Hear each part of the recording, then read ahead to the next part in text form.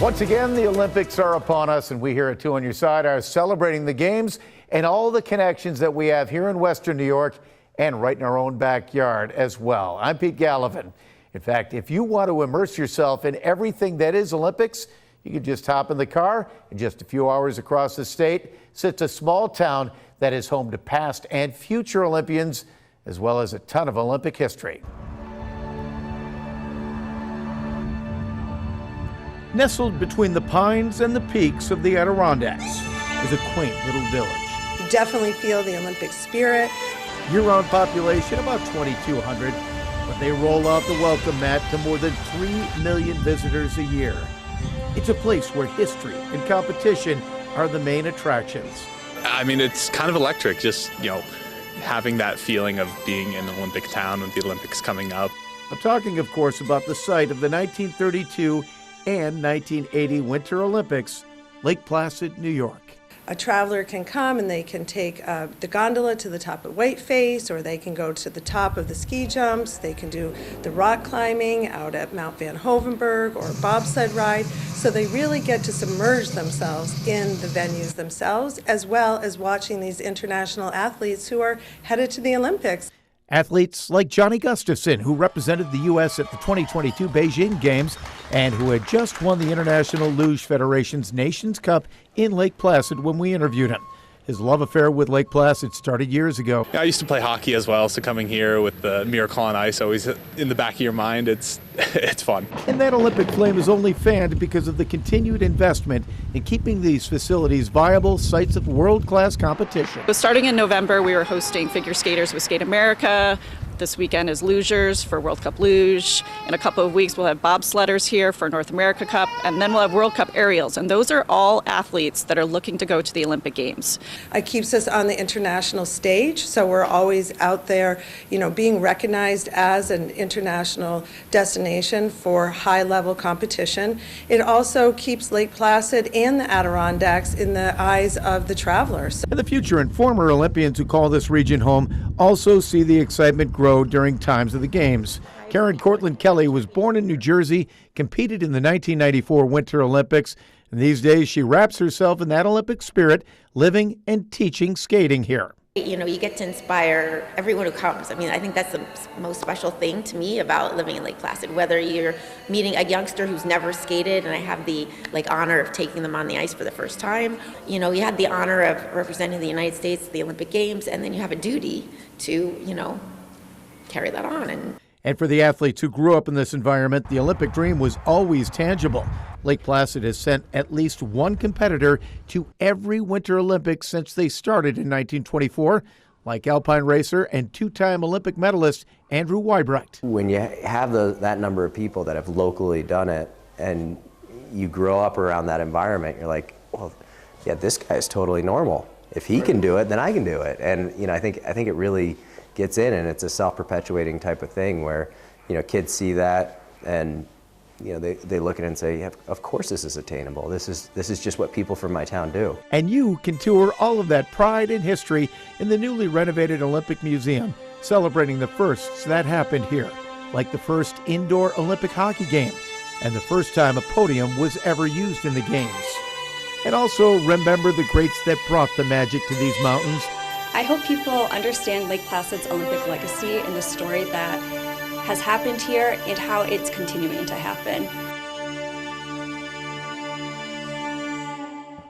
And while you're there, you have a great chance to see athletes from around the world competing and preparing for their shot at Olympic glory. Right now, we're taking you inside the Olympic Training Center at Mount Van Hovenberg.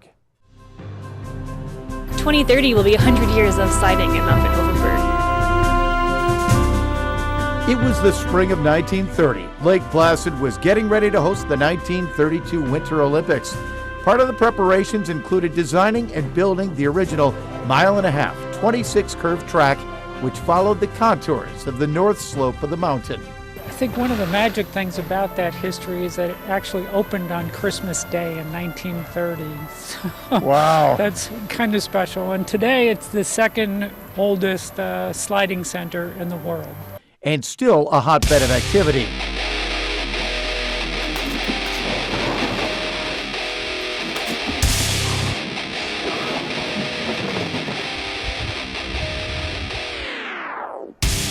Though they compete in winter sports, sliding athletes at all levels train year-round at Mount Van Hoevenberg with an indoor sprint track and the only indoor refrigerated bobsled and skeleton push track in the entire country.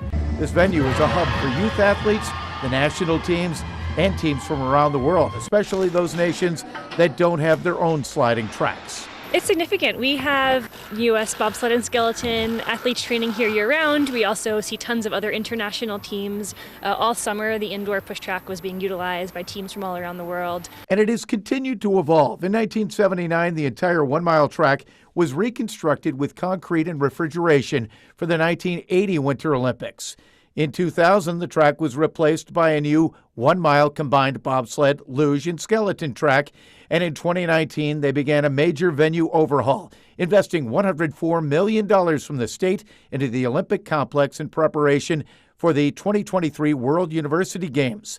This new centralized lodge and public building was built as part of the project. Having a world-class luge facility in Lake Placid is absolutely critical. In addition to this facility, we also have our START training facility in Lake Placid and the Olympic Training Center. So if you're an Olympic athlete training for luge, Lake Placid is the place to be.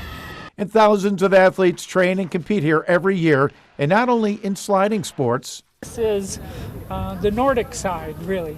So we've got 55 kilometers worth of cross-country ski trails here around near Biathlon Stadium. While many other former Olympic venues have become memories, Lake Placid has remained an active hub for training, competition, and tourism. The venue's 55,000 square foot Mountain Pass Lodge anchors a 4-season hub connecting visitors to trails, that new Biathlon Stadium, indoor climbing, public sliding experiences, and the Cliffside Coaster, North America's longest mountain coaster. Yeah, the sports change, the athletes change, the technology changes, the expectations change. So, we have to change along with those things. And, the upgrades, help keep us at that world-class level.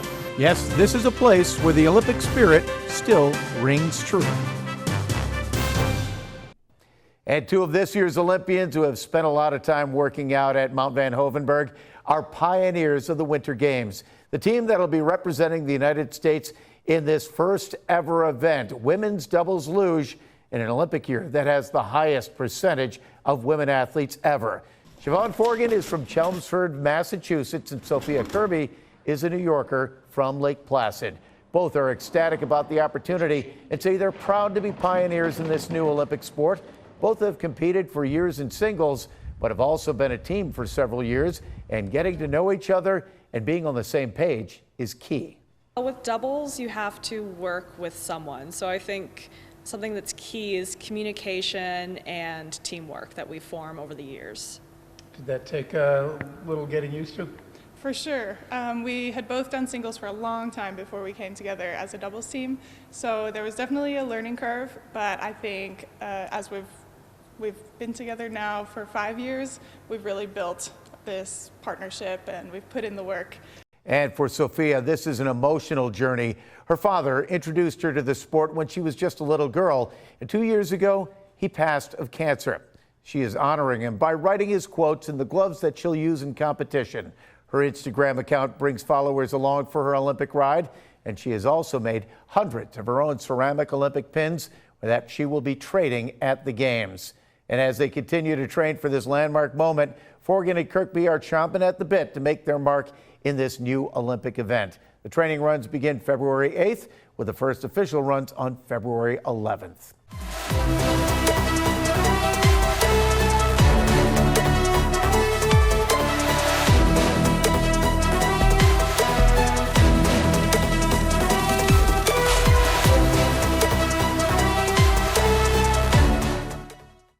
And Lake Placid is, of course, also the site of one of the biggest moments in U.S. sports history. In 1980, a group of college kids took down what is considered to be one of the greatest teams in hockey history, the Soviet Union, and pulled off a monumental David and Goliath upset. Well, now, work and fundraising is well underway to create a monument to the 1980 U.S. hockey team that orchestrated the miracle on ice.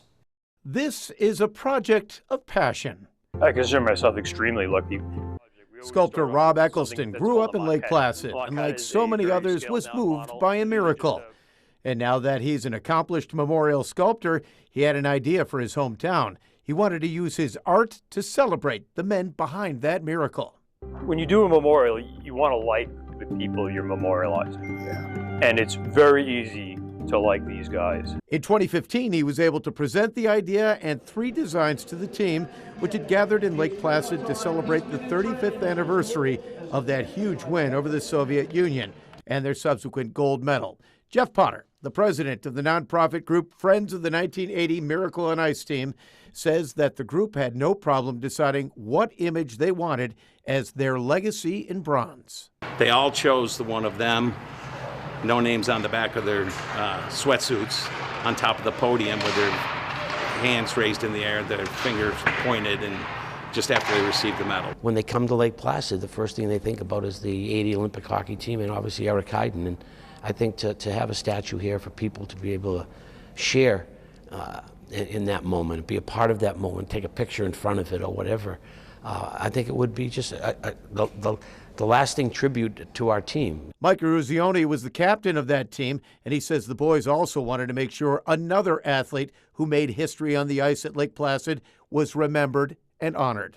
He's also doing one of Eric Heiden, so we've got a standalone monument that will go down on the oval for Eric Heiden. That was when we started this in 2015, and the team was here for the 35th anniversary. That was one of the deals, was to make sure that they honored Eric Heiden as well.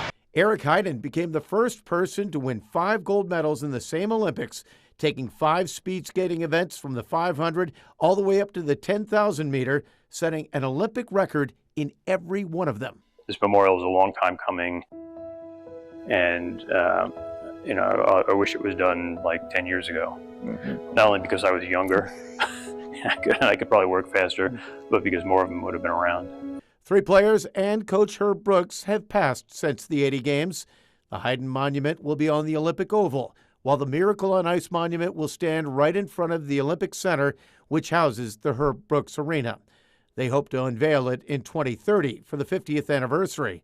In the meantime, work continues on the fundraising side of things to raise the $5 million that will cover the cost of the celebration, the sculptures, and their upkeep. It was such a memorable moment for the nation back in 1980 that we're hopeful that people remember it and will donate, whether it's $19.80 or $100 or whatever their philanthropic budget is.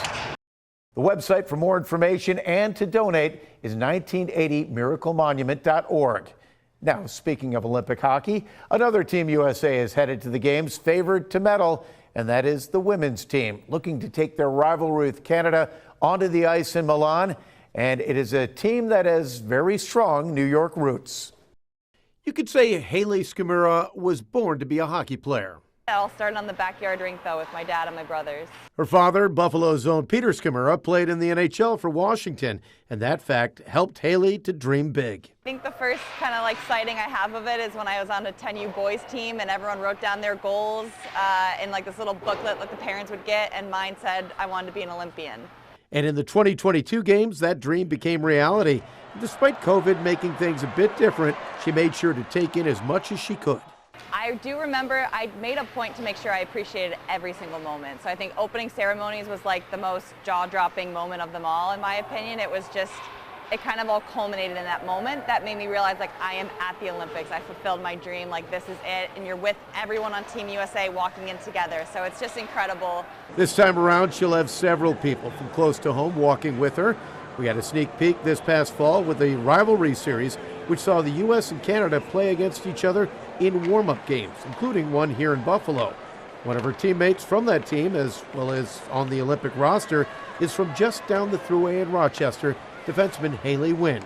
Yeah, it's obviously everyone's dream to be able to represent your country at the highest stage in the world, so it's kind of surreal to think about that it's an opportunity coming up. If you told 10-year-old me, I probably wouldn't believe it, but it was definitely always a dream that she had.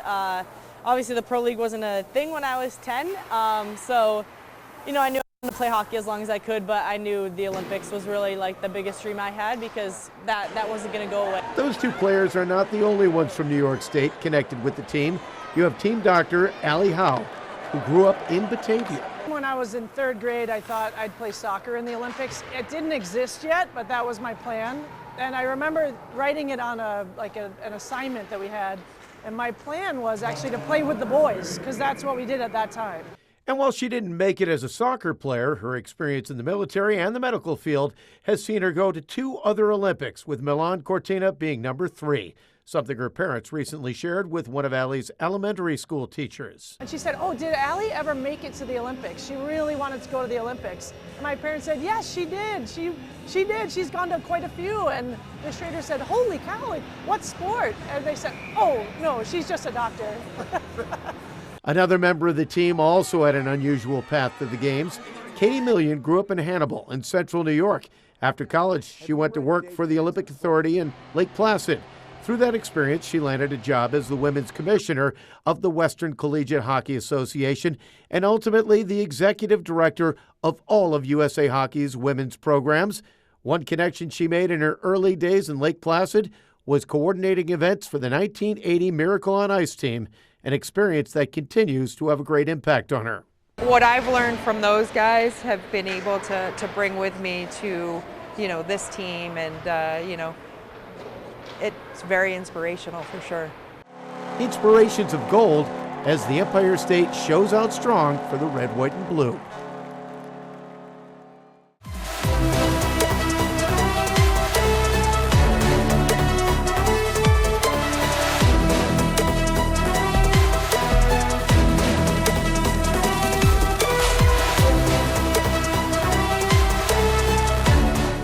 And now for a little Olympic hockey history and the unknown story of a goalie from Buffalo who backstopped the U.S. to a bronze medal in 1936 and also managed to tell off Adolf Hitler himself.